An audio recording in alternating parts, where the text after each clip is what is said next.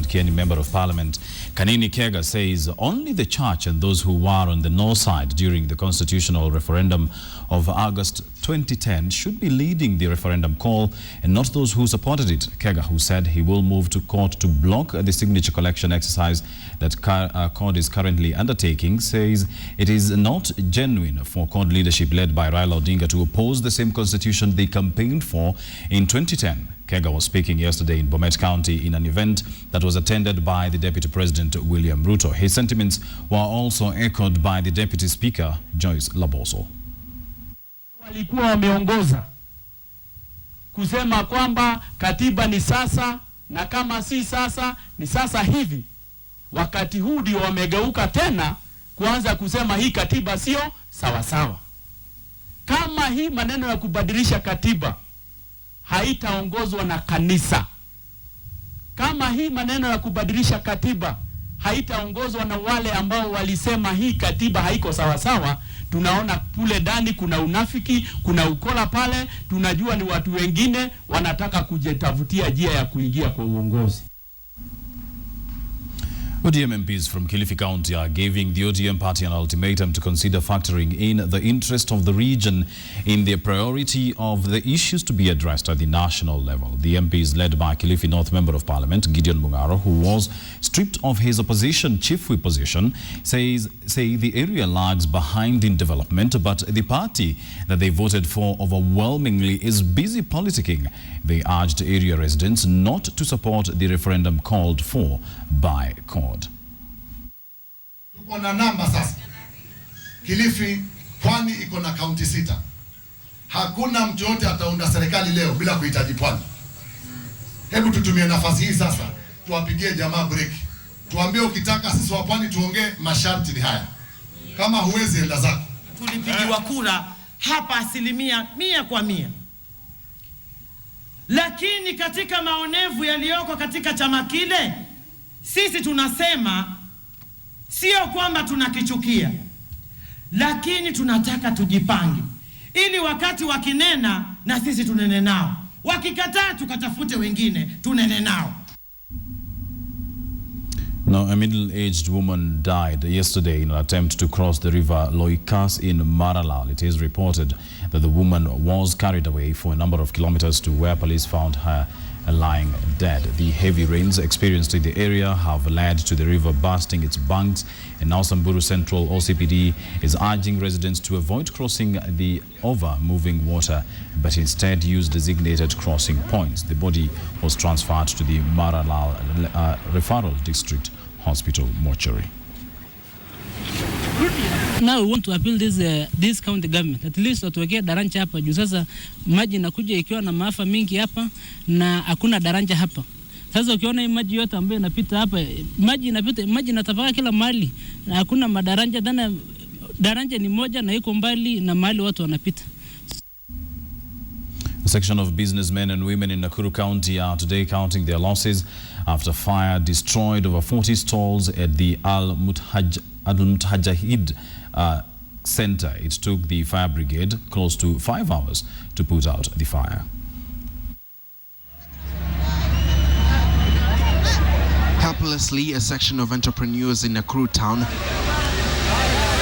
watched as flames consumed the Al-Mujtahid shopping center, a business hub of a kind, hosting over 45 stalls with diverse products. At around 7:30 p.m., a huge cloud of smoke was spotted from the rooftop, followed by a loud bang, then fire flames. But while the county's fire brigade swiftly made their way to the scene, it is reported that they were forced to hire water services. Wametuletea clean water. Unaona? Fire haina nguvu hii nini ya kupush maji. Ni aibu sana kwa kaunti kama hii kukuwa na zima moto moja. Na watu wa zima moto hawatoshi, watu 2-3 mtakana wakuwe wengi. Watu wengi wenye wana ujuzi, watu karibu 100 na kitu, na gari kama 10 hivi ikiwezekana. Hii kaunti ni kubwa. Adjacent to the flaring building, a section of crowd watched on, most of whom were alleged to be seeking for looting opportunities, but the heavy presence of police officers steered them away. The damage is very big. At the moment, we can't talk about the amount involved. The cause of the fire is yet to be established as police launched investigations into the scene. Ian Wafula, KTN. 6 victims of the Kamara tanker explosion were over the weekend buried in a mass grave after an emotional send-off church service. The 6 were burnt beyond recognition at Kamara area along the notorious Nakuru-Eldoret highway, where several others suffered severe burns after the fuel tanker exploded as they were scooping fuel. The families of the deceased had asked the government to assist them conduct DNAs to enable them bury their kin at home. Emotions ran high as the bodies of Nahashan Kibet, Richard B., Victor Kipkoech, David Kipkurui, Eric Korir, and Lawrence Kipsang, who was 17 years old, were brought en masse, where the locals were warned against looting goods on transit at the accident scenes. Hakuna mahali unaenda Kenya hii bila kusikia Sajangwana. Ukisikia moto tu watu nasema Sajangwana. Na Sajangwana hapa ni karibu sana. Nilifuata kijana mmoja mpaka Nakuru hospitali. Na aliniambia hata alipoteza ndugu yake kwa ile ya Sajangwana. Na hata yeye alikuja tena. Na bahati tu niliuliza daktari, anasema 10%. Hata mimi nafikiri labda ametoka. Na yeye anatoka upande ya Total. Sijui hata alifika namna gani. Shida ambayo watu wetu wako naye ni kukosa hela mfukoni. Kuna hapa Total. Na mimi nasema ijapokuwa hapo si Kamara hapa, lakini ni Kamara division.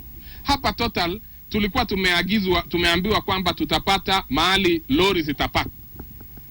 Na imechelewa. Saa zingine tunasikia imesonga kidogo, inaenda karibu Kibunja. Saa ingine tunataka hiyo mahali ya kupark malori.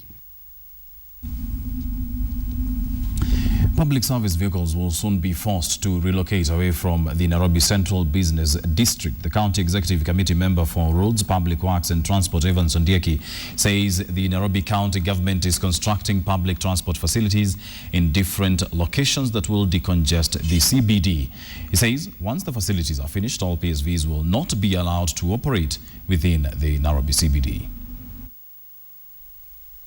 We are creating new legal frameworks.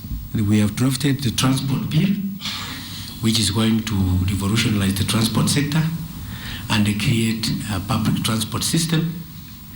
We are also creating the public Nairobi City Transport Authority, which will be specialized specifically on managing the transport of Nairobi City County. Because I can assure you that unless we have an organized transport system, Nairobi will remain clogged and we can't move around. We can only be mark timing, and we don't want people to come and say we were just like the others. We will just be statistics because there have been governments before. Samburu County may not be as severely affected by the drought as other parts in northern Kenya. Even so, food security is wanting. Many people lack physical and economic access to sufficient, safe and nutritious food. They cannot meet their dietary needs and food preferences for an active and healthy life.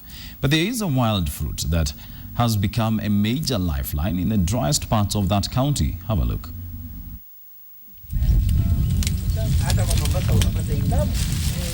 At high noon, the sun is directly above the head.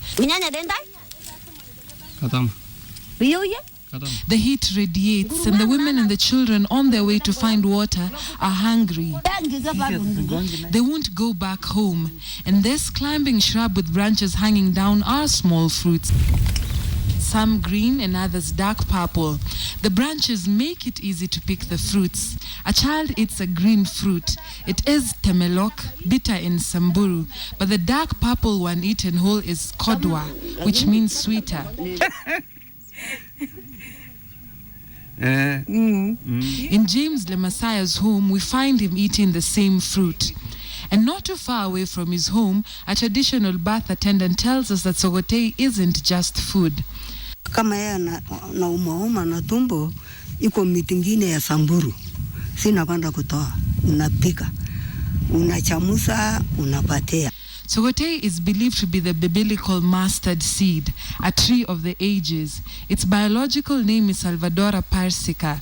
It is also known as mswaki in Swahili, huda in Borana, mkayo in Kamba, iremito in Ma, Adhe in Somali, and sogotaiwa in Tugen. It is an evergreen tree, often the only green plant seen during the dry season. It provides excellent shade. In riverine vegetation, the bushy plant is good for erosion control. There are 3 varieties found in Kenya, in arid and coastal lands, very common with the Pokot and the Turkana. The Kamba and the Maasai believe that it cures worms and gonorrhea. It is also an excellent tonic for baby's milk, and it helps increase the breastfeeding mother's milk, though we are told that one stomach can run when eaten for the very first time. The Kenya Red Cross Society has confirmed that at least 61,750 people have been affected by the ongoing drought and famine in Samburu County from March 2014. There are some who can go for a day just feeding on sogote. In a bid to mitigate starvation, the national government will be responsible for food relief and distribution, but many cannot wait. They will eat what they can. Dorcas Wangira, KTN. Now, competition for a share of the lucrative Nairobi-Mombasa route has moved a notch higher. This follows the entry of the East Airlines, a subsidiary of the African Express Airways, into this route. A one-way ticket will cost passengers 3,780 shillings, with a daily schedule set to start this Friday at an all-inclusive ticket price of 4,950. Southeast joins other airlines plying the Nairobi-Mombasa route, which includes Kenya Airways, Jambojet, a subsidiary of KQ, and Fly 540. Other airlines include Jetlink have already pulled out and are yet to resume operations on the Nairobi-Mombasa route. The entry of the new player into the Nairobi-Mombasa route is coming at a time when passenger numbers on this flight path has dropped significantly.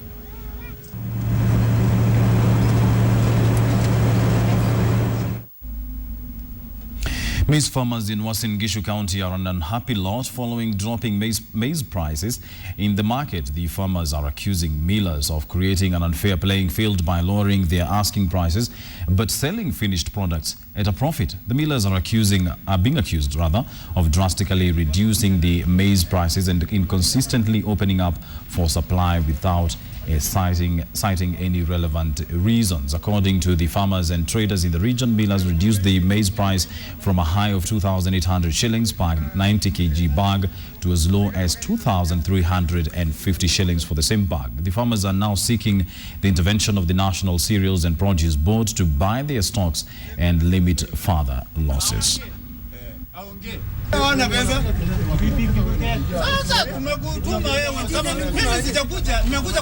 Tunaomba kwa unyenyekevu hata serikali aone hii kazi. Hii sisi ni halsalas ya kuansel. Na hawa anatamani sisi na tunatamani hawa. Tunaomba asikate bei hivi. Apie sisi notice. Notice ni kitu ya maana sana.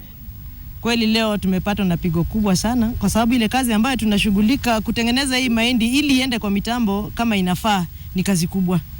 Kwa wakati kama huu ni msimu wa mvua, lakini tunang'ang'ana, tunakausha,